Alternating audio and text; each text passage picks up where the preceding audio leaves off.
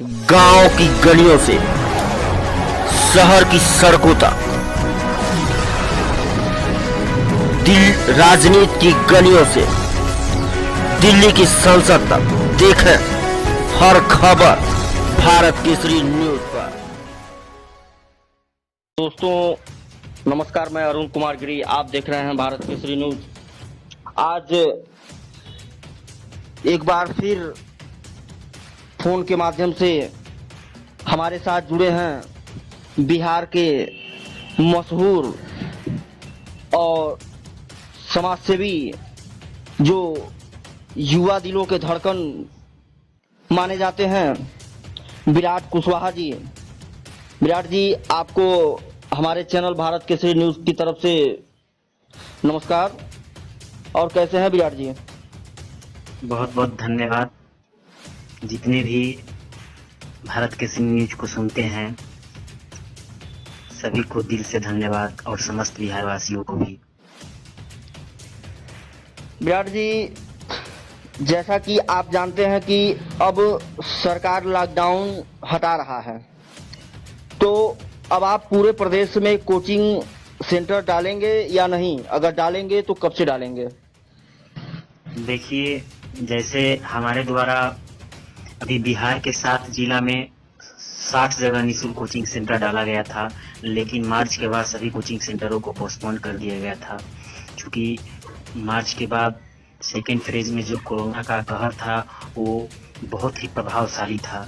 उसको देखते हुए सभी कोचिंग सेंटरों को बंद कर दिया गया, लेकिन पुनः फिर से 6 जुलाई के बाद सभी निःशुल्क कोचिंग सेंटरों को रीस्टार्ट कराया जाएगा। और साथ ही साथ हमारा लक्ष्य है कि ज्यादा से ज्यादा युवा लोग से मिला जाए, उनके समस्या को सुना जाए, और जहां शिक्षा का घोर कमी है वहां पे निःशुल्क कोचिंग सेंटर डालने का काम किया जाए।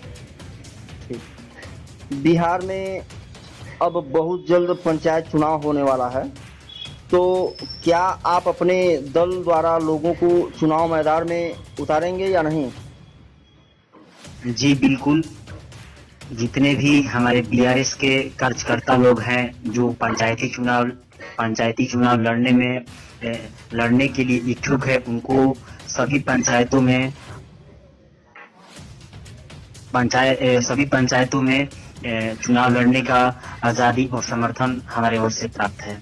और आगे हम और भी जिलों में दौरा करेंगे कि ज़्यादा से ज़्यादा युवा पंचायती चुनाव में उतरे और अपना भागीदारी दे, क्योंकि बिहार में बदलाव तभी होगा जब युवा जात और धर्म से ऊपर उठकर अपने आप को पहचानने का काम करेगा और अपना भविष्य पंचायती चुनाव में तराशने का काम करेगा। बिल्कुल सही।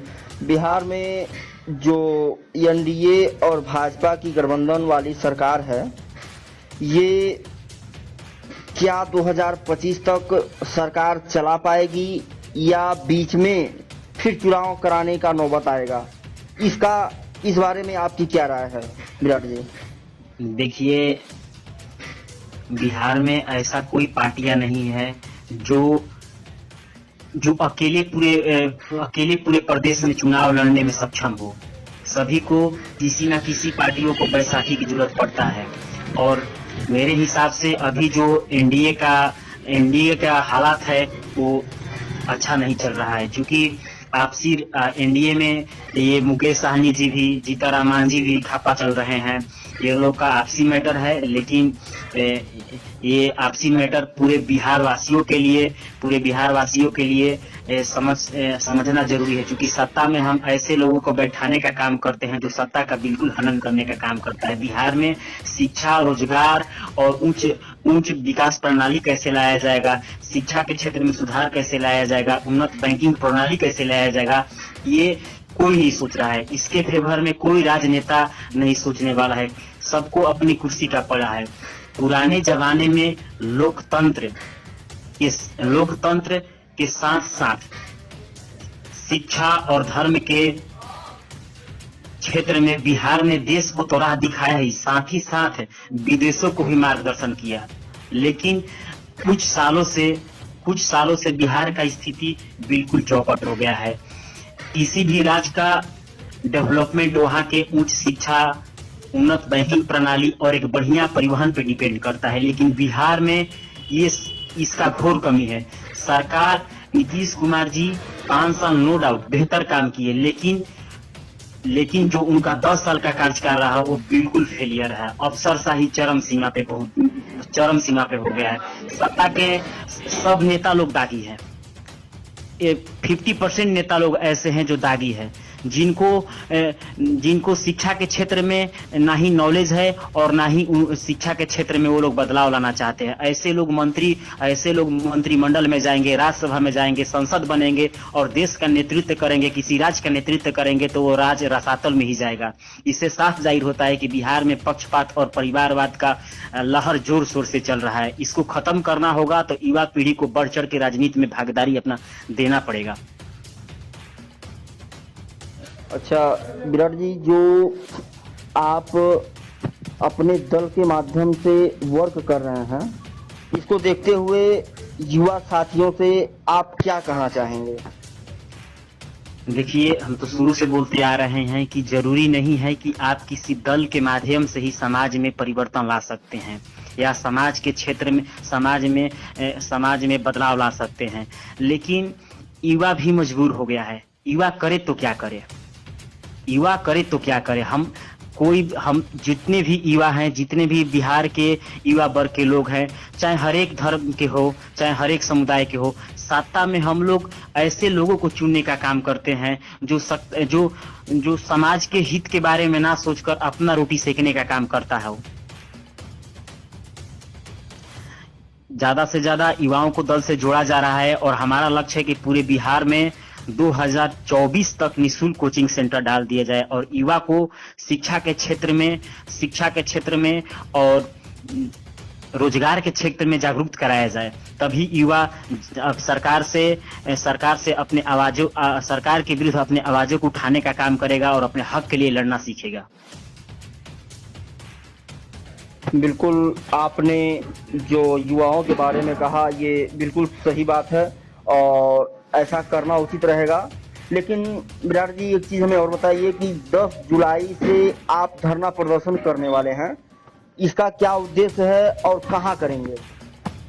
देखिए, 10 जुलाई को जीविका सीएमओ के साथ हमारा धरना प्रदर्शन कटिहार में है और हम पहले भी आपके माध्यम से और 2-3 न्यूज चैनलों के माध्यम से हम ये बात बोले थे कि जीविका सीएमओ के साथ इतना अन्याय क्यों हो रहा है।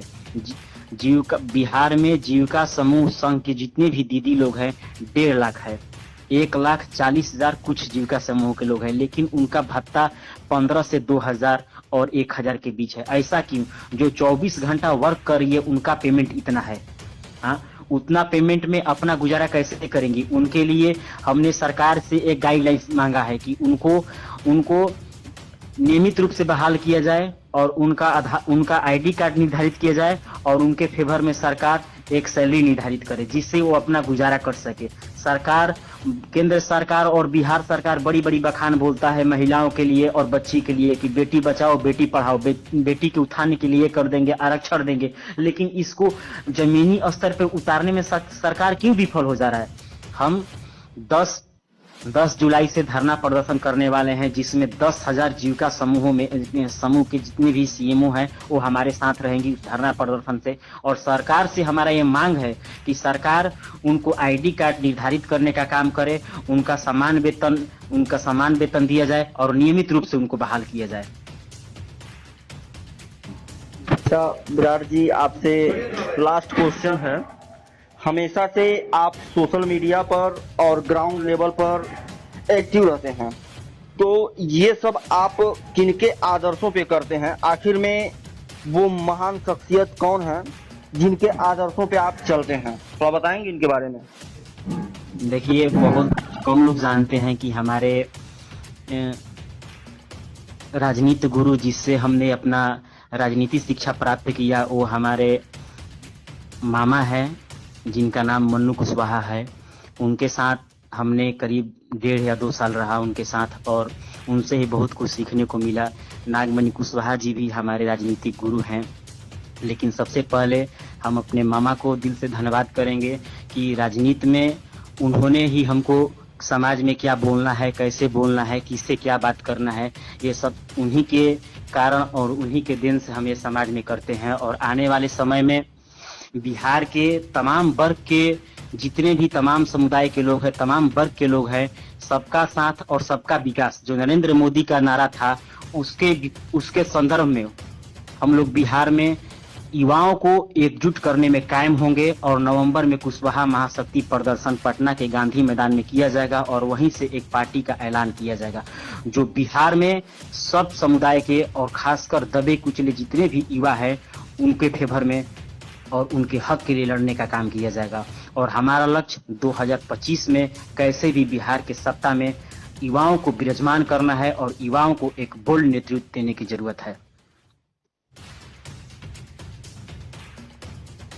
चलिए, बहुत बहुत धन्यवाद विराट जी कि आपने हमारे चैनल भारत केसरी न्यूज में आपने अपना समय दिया।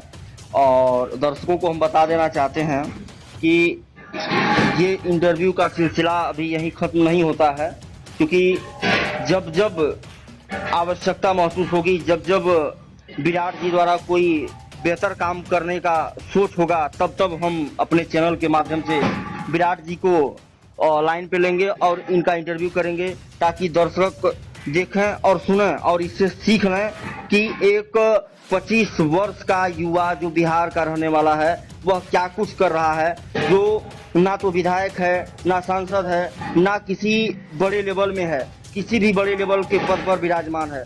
वह हर चीज से परे होकर के एक युवाओं के लिए प्रेरणादायक चीज हो गया है कि लोगों को, युवाओं को इनसे जो है प्रेरणा लेना चाहिए कि वास्तव में विराट कुशवाहा एक ऐसे शख्सियत है जो युवाओं के लिए दिन रात मेहनत कर रहे हैं और दिन रात उनके लिए काम कर रहे हैं। तो हम बाकी युवा साथियों से भी गुजारिश करेंगे कि आप लोग जो है विराट कुशवाहा जी का सपोर्ट करें और इनके टच में रहे। बाकी कहीं कोई समस्या होती है तो एक मिनट आपको रुकना चाहेंगे हम। जी बताएं।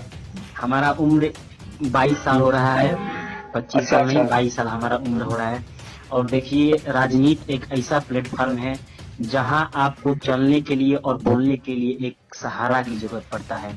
और हमारा सहारा और हमारा ताकत हमारे आदर्श, हमारे मामा श्री मोनू कुशवाहा हैं। और उनको अपना आदर्श मानकर और उनके बातों को अपने माइंड में और अपने जहन में रखकर हम क्षेत्र में आगे बढ़ने का काम करते हैं। और ऐसे ही उनके नामों को और उनके दिए गए जो भी सलाह है उनको आगे अपने भविष्य में हम ऐसे ही कायम रखने का काम करेंगे और समाज में बदलाव लाने की इस होड़ में और इस रेस में अपने आप को सिद्ध करेंगे और बिहार वासियों को और बिहार के युवाओं को एक बेहतर दिशा देने का काम करेंगे।